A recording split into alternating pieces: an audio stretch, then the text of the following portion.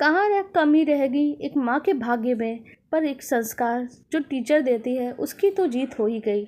चलिए आज की इमोशनल कहानी शुरू करते हैं, जहाँ एक माँ हार गई पर एक टीचर जीत गई। सरिता को अस्पताल में भर्ती कराते ही दिव्या ने भाई वरुण को फ़ोन किया था, जो अमेरिका में रहता है। उसने कहा, देख दिव्या, माँ बड़ी हो गई और ऐसे प्रॉब्लम तो आते ही रहेंगे। तुझे पैसे चाहिए तो भेज देता हूँ, और मुझे लगता है कि मैं नहीं आ पाऊँगा। दिव्या को बहुत ही बुरा लगा, परंतु वह कुछ नहीं कर सकती, इसलिए आंखों में आंसू भरकर बैठी हुई थी। सरला देवी अपना चेकअप कराने के लिए अस्पताल गई थी। उनका नंबर आने में भी समय था। वो भी दिव्या के पास वाली कुर्सी पर बैठ गई थी। अचानक उन्होंने देखा कि दिव्या रो रही है। सरला देवी ने पूछा, बेटा क्या बात है, क्यों रो रही हो?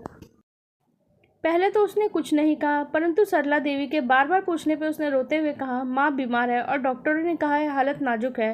सरला देवी ने कहा, बेटा इस दुनिया में जो भी आया है उसे एक ना एक दिन तो जाना ही होगा। अब मुझे ही देखो, मेरे बेटा छोटा ही था, इंजीनियरिंग पढ़ रहा था और रोड एक्सीडेंट में उसकी मृत्यु हो गई। माता पिता के रहते हुए बेटे का इस तरह से जाना कितनी बड़ी बदनसीबी है। उनकी बातों को सुनकर दिव्या को बहुत ही बुरा लगा था कि उनका बेटा तो अभी छोटा है और मेरी माँ तो 70 से ऊपर की हो गई है। उसी समय डॉक्टर ने उसे बुलाया और बताया था कि आपकी माँ अब नहीं रही। वह रोते हुए भाई को फ़ोन करने लगी। 2-3 बार रिंग जाने के बाद वहाँ से फ़ोन कट कर दिया गया। वह सरला देवी के पास आई और उन्होंने ये भी बताया कि भाई आने को तैयार नहीं है, माँ गुजर गई है। उन्हें बताना चाह रही हूँ लेकिन फ़ोन कट दिया, मैं क्या करूँ? अंतिम संस्कार कौन करेगा? सरला देवी के पति भी आ गए। उन्होंने कहा, चल बेटा, हम तुम्हारी मदद कर देंगे।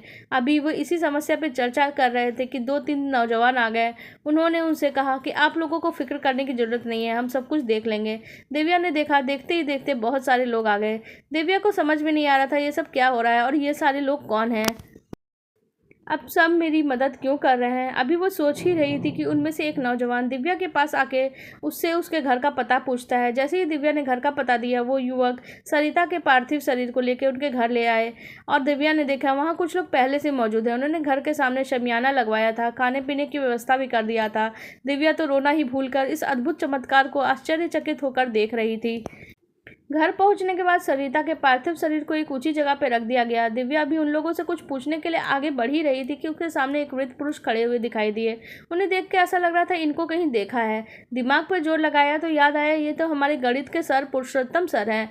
उसने उनके पैर छुए और माँ के मृत शरीर को दिखाते हुए रोने लगती है और कहती है, देखिए ना सर, माँ हमें छोड़कर कैसे चली गई हैं। उन्होंने कहा, बेटा तुम्हारी माँ मेहनती है, मैंने उनके साथ मिलकर काम किया है। आज भी हमारे विद्यार्थी सरिता मैम को याद करते हैं। मुझे सौरभ ने फ़ोन करके बताया था, सर सरिता टीचर अस्पताल में भर्ती हुई है, उनकी हालत ख़राब है। मेरे ख्याल से बेटी अकेली है और भाई अमेरिका में है, उनके आने का इंतज़ार कर रहा है और आने से वो इनकार कर रहा है। मैं क्या करूँ बताइए? दिव्या ने आंखें फाड़ कर देखते हुए सर से कहा कि आश्चर्य हो रहा है ना, मुझे ये सब कुछ कैसे पता चला? सौरभ उसी अस्पताल में डॉक्टर है जहाँ सरिता को भर्ती कराया गया है। उसी अस्पताल में डॉक्टर है जहाँ सरिता को भर्ती कराया गया है। उसने तुम्हारे भाई से हो रही बातों का अनचाहे सुन लिया था। उसने ही मुझे सब कुछ बताया है। जब तक तुम जितने भी लोगों को काम करते हुए देख रही हो, ये सब तुम्हारी माँ के ही छात्र हैं। पुरुषोत्तम सर के मार्गदर्शन से उन सभी छात्रों ने माँ को भव्यपूर्ण श्रद्धांजलि अर्पित किया था। मुझे लगा एक माँ हार गई, लेकिन एक टीचर की जीत हुई है। माँ को याद कर दिव्या की आंखें खुशी से आंसू भर आए। पुरुषोत्तम सर ने उसके सर पे हाथ रखा और कहा, ज़रूरत पड़ने पे मुझे याद करना। आपको हमारी ये कहानी कैसी लगी कमेंट सेक्शन में ज़रूर बताइएगा। धन्यवाद।